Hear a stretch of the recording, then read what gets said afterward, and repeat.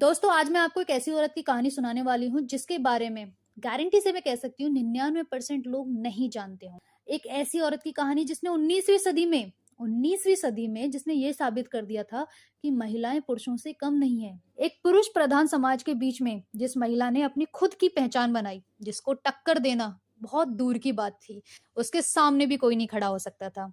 आज मैं आपको एक ऐसी महिला की कहानी सुनाने वाली हूँ जिसका छोटी उम्र में बलात्कार हो गया था, लेकिन हौसले उसके बहुत ऊंचे थे। आज मैं आपको कहानी सुनाने वाली हूँ गौहर जान की।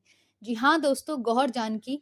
आपने शायद ही इनके बारे में सुना हो, और अगर नहीं सुना है तो मैं हूं ना, आज मैं आपको सुनाती हूँ गौहर जान की कहानी।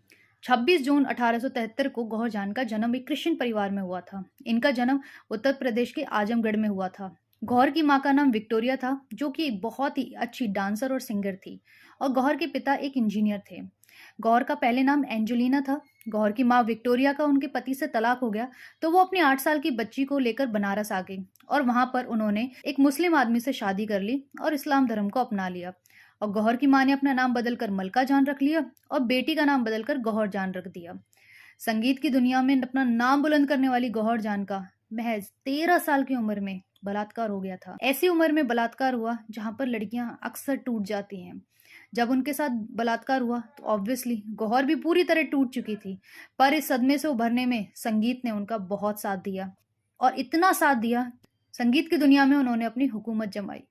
गौहर के माता पिता से तलाक के बाद उनकी माँ 1883 में कोलकाता आ गई, और दोनों ही माँ और बेटी को वहां पर कला का प्रदर्शन करने का बहुत अच्छा मौका मिला। उन्होंने कलकत्ता के महान गायक कालू उस्ताद, जिन्हें काले खां के नाम से जाना जाता था, उनसे शिक्षा ली। गौहर जान को कथक की शिक्षा अली बख्श से मिली थी। गौहर ने संगीत और नृत्य की शिक्षा नागपुर के उस्ताद वजीर खान, कोलकाता के मशहूर प्यारे साहब और लखनऊ के महाराज बिंदादीन से शिक्षा ग्रहण की थी। गौहर जान न सिर्फ उर्दू संगीत की शिक्षा ली थी, बल्कि उन्होंने बंगाली कीर्तन की भी शिक्षा ली थी। 1827 में जब वो महज 14 साल की थी, तब महाराजा उनके नृत्य के कायल हो गए, और उन्होंने अपने दरबार में उन्हें राज गायिका और राज नर्तिका बना दिया। गौहर की निजी जिंदगी भी बहुत दिलचस्प रही है। कहते हैं कि इनका रहना सहना किसी महारानी से कम नहीं था। इनका घर किसी बंगले से कम नहीं था। कारों की वो बहुत शौकीन थी और ज्वेलरी की भी बहुत शौकीन थी। हमेशा किसी भी फंक्शन में या कहीं भी रिकॉर्डिंग करने जाती थी तो ढेर सारी ज्वेलरी और ऐसे कपड़े पहनकर जाती थी जिन्हें वो कभी रिपीट नहीं करती थी, क्योंकि वो एक कुशल सिंगर थी और डांसर थी, इसलिए वो उनको बेहद खूबसूरत दिखना बहुत जरूरी था। कहते हैं कि वो उस टाइम पर उन्होंने अपने बिल्ली के बच्चों का बर्थडे मनाने के लिए 20,000 रुपए खर्च कर दिए, जो कि आज के टाइम पर कम से कम 20 लाख से ज्यादा हैं। और इसके अलावा कोई भी उन्हें अपने दरबार में परफॉर्मेंस करने के लिए बुलाता था तो ये उनके लिए बड़ी सम्मान की बात होती थी कि गौहर जान वहां परफॉर्म कर रही हैं। इनके लिए पूरी पूरी ट्रेन बुक करनी पड़ती थी, जिसमें उनके साथ उनके और भी स्टाफ के लोग चलते थे। ऐसी थी इनकी जिंदगी। लेकिन गौहर जान की जिंदगी में प्यार की कमी रही।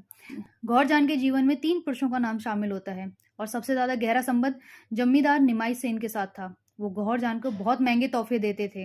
इसके अलावा जिन भी लोगों से उनका रिश्ता रहा है वो ज्यादा सक्सेसफुल नहीं रहा। गौहर जान ने 20 भाषाओं में ठुमरी से लेकर भजन तक गाए और 600 से ज्यादा गीत रिकॉर्ड किए। वो ऐसी पहली गायिका थी जिनके गाने ग्रामोफोन कंपनी ने रिकॉर्ड किए थे, और ये उस टाइम पर बहुत बहुत बड़ी बात थी। इसलिए उन्हें देश की पहली महिला सिंगर सुपरस्टार बोला जाता है।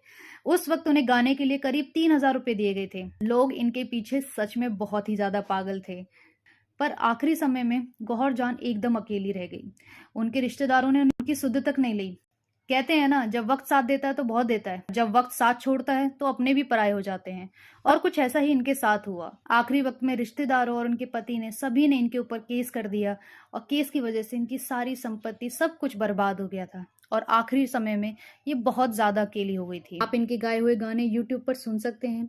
और आखिर में इतना ही कहना चाहेंगे कि बिना मेहनत के कुछ नहीं मिलता, और बहुत कुछ पाने के लिए आपको बहुत कुछ खोना भी पड़ता है। तो दोस्तों, गौहर खान एक ऐसी हस्ती थी जिसने पुरुषों को टक्कर दी, लेकिन उन्हें पुरुषों जैसा सम्मान इस दुनिया ने कभी दिया नहीं, और हम लोग उन्हें आज के टाइम पर भूल चुके हैं। तो आज मैंने ये वीडियो सिर्फ और सिर्फ इसीलिए बनाई है कि आप उनको याद कर सकें और आप जान सकें कि हमारे देश में ऐसी भी एक महिला थी। तो ये थी दोस्तों गौहर जान की कहानी। कैसी लगी आपको ज़रूर बताइए कमेंट सेक्शन में। अच्छी लगी हो तो एक लाइक दे देना, चैनल को सब्सक्राइब ज़रूर कर देना। Thank you so much.